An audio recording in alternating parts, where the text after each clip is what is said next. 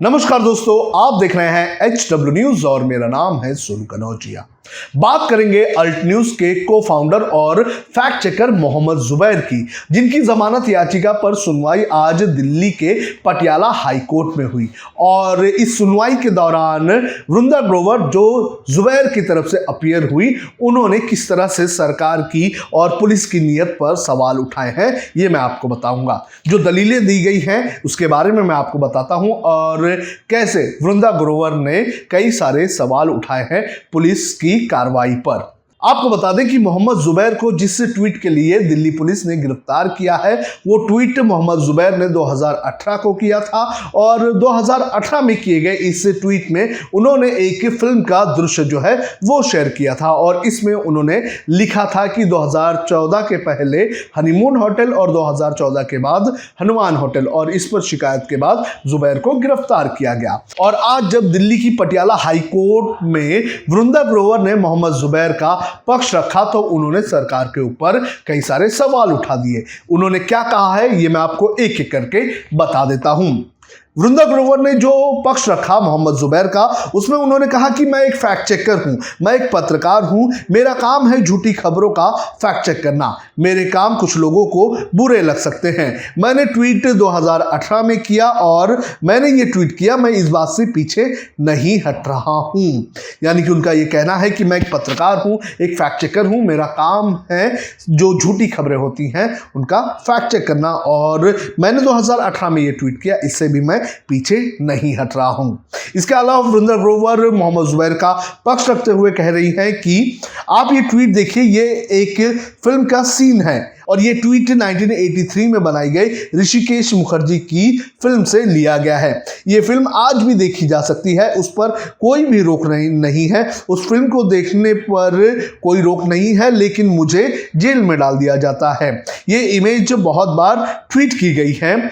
ये इमेज एक बार Indian express में भी छपी। बहुत लोगों ने ये इमेज कई बार अपने ट्विटर हैंडल पर ट्वीट भी किया है।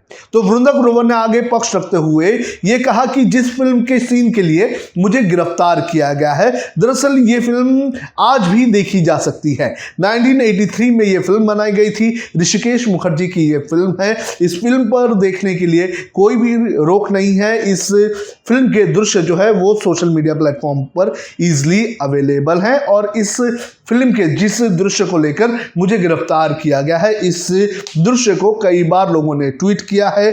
इस इमेज को इंडियन एक्सप्रेस ने भी अपने खबर में एक बार छापा था। इनका यह कहना है कि ये दृश्य और ये वीडियो जो है वो आज भी अवेलेबल है, लेकिन उस पर कोई कार्रवाई नहीं की गई है, उस पर रोक नहीं लगाई गई है और मैंने जब इसे ट्वीट किया तो मुझ पर एक्शन ले लिया गया। इसके आगे वृंदा ग्रोवर ने अपनी दलील में ये कहा है कि 1983 से 2022 तक अब तक 38 साल हो चुके हैं और ये 38 सालों से ये फिल्म देखी जा रही है, लेकिन कोई भी दंगा नहीं हुआ। 2018 में मैंने ट्वीट किया था, 4 साल हो गए लेकिन कोई दंगा नहीं हुआ।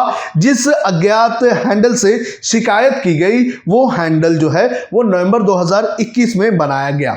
19 जून 2022 को इस हैंडल ने ट्वीट किया और उसके कुछ घंटे बाद दिल्ली पुलिस ने मुझ पर केस दर्ज कर लिया और इस हैंडल का ये पहला ट्वीट था और इसके पास सिर्फ एक ही फॉलोवर था। तो वृंदा ग्रोवर ने उस ट्विटर हैंडल की नीयत पर भी सवाल उठाए जिसके ट्वीट को लेकर जुबैर को गिरफ्तार किया गया है। वृंदा ग्रोवर ने यह कहा कि ये जो फिल्म है ये पिछले 38 साल से देखी जा रही है और पिछले 38 साल से इस फिल्म के इस दृश्य को लेकर कोई भी दंगा नहीं हुआ। इसके बाद 2018 में जब मैंने इस वीडियो को ट्वीट किया, उसके 4 साल बाद भी इसको लेकर कोई भी दंगा नहीं हुआ। लेकिन नवंबर 2021 में एक ट्विटर हैंडल अचानक से बनता है जो नवंबर से लेकर जून तक कोई भी ट्वीट नहीं करता है और वो जून को एक ट्वीट करता है और उस ट्वीट के आधार पर मुझे गिरफ्तार कर लिया जाता है। इसके अलावा यह भी कहा गया कि जब ये ट्वीट किया गया तो उस वक्त उस ट्विटर हैंडल के पास एक ही फॉलोवर हुआ करते थे। तो ये भी एक स्ट्रांग अपनी दलीलें रखी गई हैं वृंदा ग्रोवर की तरफ से। इसके अलावा यह भी कहा गया कि अगर सरकार को इसको लेकर आपत्ति थी तो सरकार के पास शक्ति थी कि वो ट्विटर से इसकी शिकायत करती और वो ट्विटर्स को ये कहती कि जुबैर का ट्वीट हटा दिया जाए। लेकिन आज तक ये ट्वीट जो है वो पब्लिक डोमेन में है। अगर इससे दंगा भड़क सकता है तो सरकार ये ट्वीट ट्विटर से शिकायत करके हटवा क्यों नहीं दे रही है। मुझे किसी और केस की पूछताछ के लिए बुलाया गया था और इस नए केस में मुझे गिरफ्तार कर लिया गया।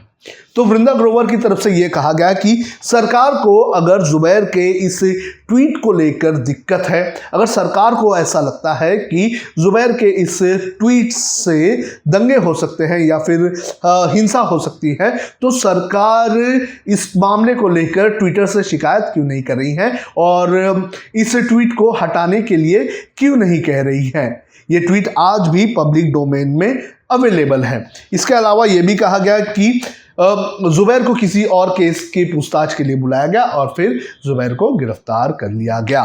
तो आज वृंदा ग्रोवर ने अपनी दलील पेश करते हुए ये कहा कि इस मामले में जिस तरह से गिरफ्तारी हुई, जिस तरह से शिकायत दर्ज की गई और जिस तरह से ये ट्वीट जो है वो अवेलेबल है और ये एक फिल्म का दृश्य है, इसको लेकर अपनी बातें रखी और कोर्ट से ये मांग की कि जुबैर को जमानत दी जाए।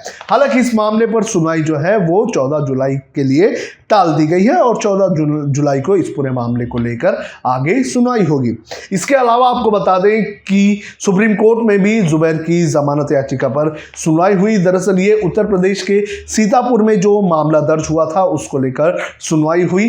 कोर्ट ने इस मामले में पहले ही अंतरिम जमानत 5 दिन की जुबैर को दे दी थी, लेकिन अब इसे एक्सटेंड कर दिया है। सुप्रीम कोर्ट ने उत्तर प्रदेश पुलिस से भी इस पूरे मामले को लेकर जवाब देने के लिए कहा है। तो आज 2 मामले पर जुबैर को लेकर सुनवाई हुई और एक मामले में वृंदा ग्रोवर ने अपना पक्ष रखा और बताया कि कैसे इस मामले में गलत तरीके से गिरफ्तारी हुई। इसके अलावा सुप्रीम कोर्ट में सुनवाई हुई जिसमें सुप्रीम कोर्ट ने उत्तर प्रदेश पुलिस को जवाब तलब किया है, जवाब देने के लिए कहा है। इस पूरे मामले को लेकर आपको क्या लगता है, आपकी क्या राय है, आप भी कमेंट बॉक्स पे हमें कमेंट करके बता सकते हैं।